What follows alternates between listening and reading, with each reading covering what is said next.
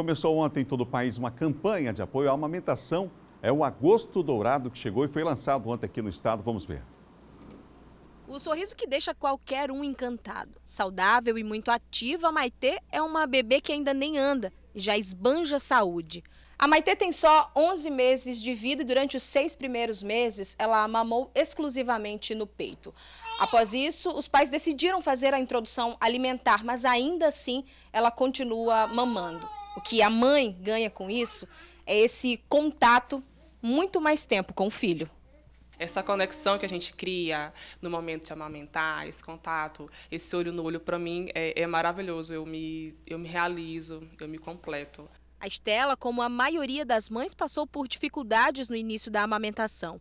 Procurou por ajuda profissional e logo o problema foi resolvido. Nos primeiros dias ainda, ocorreu tudo bem, tudo normal. Porém, com o passar do tempo, eu percebi que já não estava mais sendo um momento tranquilo a hora da mamada. Eu percebia ela chorando, ela um pouco angustiada. E eu percebi que tem alguma coisa de errado acontecendo, que foi quando eu procurei ajuda profissional. Durante este mês, o aleitamento materno será o assunto principal na campanha Agosto Dourado, dedicado especialmente às ações de apoio ao aleitamento.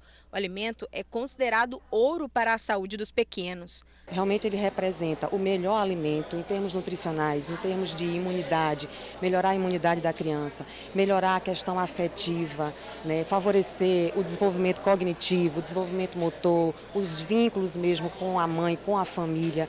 Então é padrão ouro mesmo.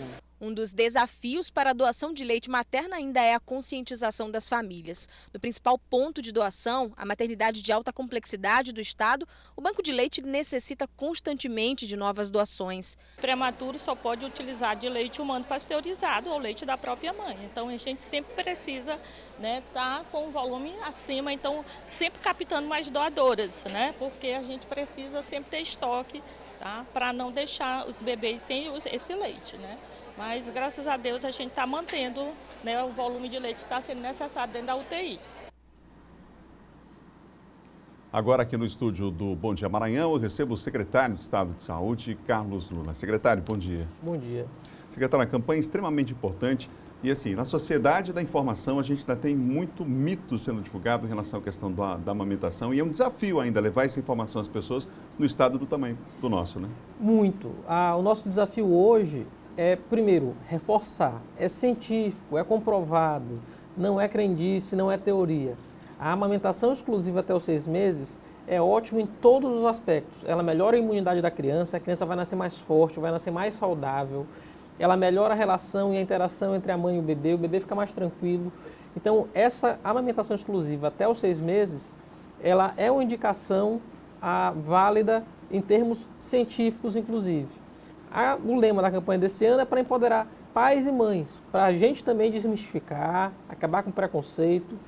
O puerpério, esse período que vem após o nascimento da criança, é um momento muito difícil para a mãe, de muita fragilidade, muda a rotina dela, muda a forma de dormir, é complicado, é difícil, principalmente para a mãe em primeira viagem. E o papel do pai, compartilhando, não só ajudando, mas compartilhando esse cuidado com o bebê, ele é fundamental, inclusive, para que esse conflito, essa crise que possa surgir nesses primeiros 6 meses de vida da criança, possa ser diminuída. Secretário, nós temos aí nesse ano de 2019 já vários hospitais ao longo dos últimos anos, né, vem sendo entregues, novos serviços ofertados à população, mas aí vem aquela preocupação em relação à manutenção desses serviços, né, aí do funcionamento desses hospitais, fundamental para a vida das pessoas, né? O direito à vida é um direito básico, né? Como está sendo esse período? Eu queria que o senhor fizesse uma análise desse metade do ano que já foi embora, né, e projetasse o que vem aí ainda para este ano, começando com exatamente esse aspecto.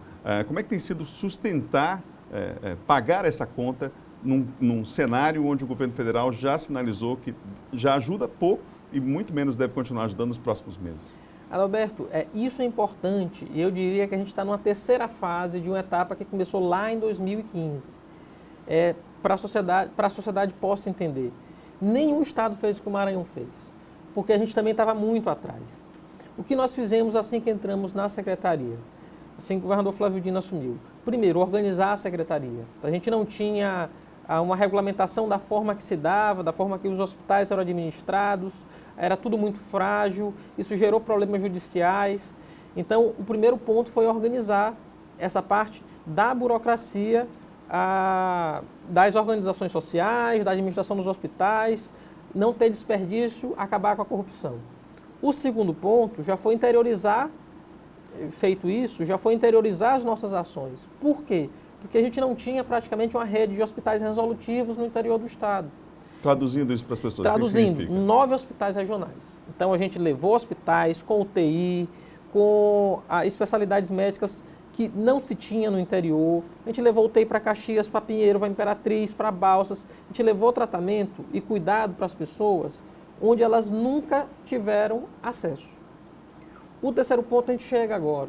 Depois que a gente conseguiu, esse ano a gente ainda tem algumas entregas para fazer, a gente vai fazer ainda algumas entregas nos próximos anos. Por exemplo, a gente vai aumentar o nosso projeto para crianças autistas, a gente entregou já o hospital na Baixada, entregou a segunda fase do Hospital do Servidor, tem outros hospitais ainda a entregar, mas a gente chega numa fase que agora a gente tem que ir atrás de responsabilidade fiscal, que não é uma bandeira nem da direita nem da esquerda, é uma necessidade. A gente não pode dar um passo maior que a nossa perna e num cenário de crise econômica, está indo para o quinto ano seguido de crise econômica, num período de perseguição do governo federal em relação ao Estado, dito isso, infelizmente, pelo presidente da República, a gente tem que se precaver.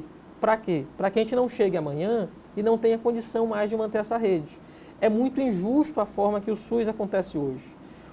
O Estado do Maranhão, todos os meses, contribui com 130 milhões, e o governo federal aporta apenas 30 milhões de reais. Para você ter ideia, Adalberto, nós somos o antepenúltimo estado em recursos SUS, per capita. Se a gente dividir o que a gente recebe por ano por cada habitante do Maranhão, o maranhense recebe do governo federal, para sobreviver, R$ 158 por ano. Por ano. Isso dá pouco mais de R$10 por dia. Eu pergunto, será que esse recurso é suficiente para manter essa rede inteira de saúde, manter UTI, manter transporte aeromédico, manter UTI aérea se precisar? Ontem a gente fez o transporte de uma criança cardiopata para outro estado, porque a gente não tem especialista aqui para fazer a cirurgia que precisava. Será que recebendo R$10 por mês, por cada maranhense, é suficiente para a gente manter essa rede toda funcionando? É claramente insuficiente. Então, agora, nossa agenda tem que ser uma agenda de eficiência. Cuidar das pessoas, mas manter os serviços que são realmente eficientes. E esses serviços, secretário, por conta desse cenário, eles podem ser prejudicados, podem ser suspensos alguns serviços do Estado por conta dessa situação? Não serão suspensos serviços, ninguém vai ficar sem atendimento. Mas o que é importante a gente notar? Hoje a gente tem números de gestão. Eu te dou um exemplo, porque eu peguei uma rede que não fui eu que fiz, foi uma rede que foi irresponsavelmente feita, mas não adianta eu ficar olhando para trás. Eu acho que a gente tem que olhar para frente. O fato de eu estar falando aqui que antes disso a gente tinha uma rede que não era adequada, que era ineficiente, isso não vai mudar a cara dela. Mas eu tenho unidade, por exemplo, que eu faço pouco mais de 100 partos por ano. E eu mantenho lá uma equipe de obstetra, uma equipe de pediatra, uma equipe de anestesista, para eu fazer menos de um parto por dia. Eu faço um parto a cada 3 dias. Enquanto eu tenho outras unidades que fazem 2.000 por ano. Ou até mais. Se eu pegar aqui a Marli, ela vai fazer 7.000, 8.000 partos por ano. Eu tenho de manter uma agenda de eficiência. Não dá para eu estar, do mesmo modo, cuidando dessas 2 unidades e achando... Isso é cuidar do recurso público, é cuidar do dinheiro público. Então, a gente vai reconfigurar a rede, ninguém vai ficar sem assistência, a gente vai continuar cuidando da mesma população, mas com responsabilidade, para cuidar do nosso futuro. Para que amanhã, com toda essa perseguição que se avizinha, que parece chegar no horizonte, a gente não tenha nenhum tipo de crise no nosso sistema de saúde. Secretário, por que o Hospital de Matões virou uma policlínica? Há o risco disso acontecer com outros hospitais? Então, o Hospital de Matões, ele talvez seja um exemplo do que a gente possa configurar. A gente abriu o macro-regional de Chapadinha. Quando a gente abre o macro-regional de Chapadinha, toda a parte de cirurgia, sobretudo ortopédica, que era drenada para o Hospital de Matões, passa a se direcionar para o Hospital Macro-Regional de Chapadinha. Aí você pega os números de Matões. Matões é um hospital muito pequeno, ele só tem 20 leitos.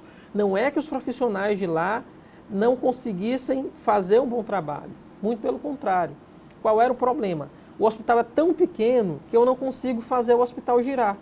Então, quando a gente pega a produção do hospital no ano inteiro, é um hospital que era pouco resolutivo e era muito caro.